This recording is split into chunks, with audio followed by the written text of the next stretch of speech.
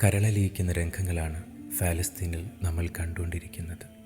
വേദന തിന്ന് വിഷപ്പടക്കുന്ന പിഞ്ചു പൈതങ്ങൾ, അസ്ഥികൂടങ്ങളായി പിറന്നു വീഴുന്നവർ, നേരം പുലരുവെന്ന് പോലും ഉറപ്പില്ലാതെ രാത്രി ഒരുപോള കണ്ണടയ്ക്കാൻ പോലും ഭയപ്പെടുന്നവർ, വലം കൈയറ്റവർ, ഇടംകാല് നഷ്ടപ്പെട്ടവർ, കീറിപ്പറഞ്ഞ സ്കൂൾ ബാഗ് നോക്കിയിരിക്കാൻ മാത്രം വിധിക്കപ്പെട്ടവർ, ഒരു പൂപ്പടം മാത്രം അവശേഷിക്കുന്നവർ.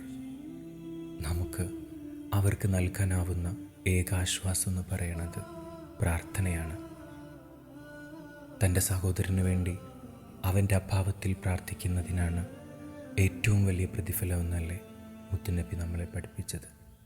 അതുകൊണ്ട് നമ്മുടെ സ്വകാര്യ പ്രാർത്ഥനകളിലടക്കം ഇനി ഫലസ്തീനിലെ കുഞ്ഞുങ്ങൾ നിറയണം. ഖസ മനസ്സിൽ തെളിഞ്ഞു നിൽക്കണം. അല്ലെങ്കിൽ ആ കുഞ്ഞുങ്ങൾ പോയി നാളെ പഠിച്ച തമ്പുരാനോട് അടുക്കാൻ പറയുമ്പോൾ പ്രതിസ്ഥാനത്ത് നമ്മളും ഉണ്ടാവും.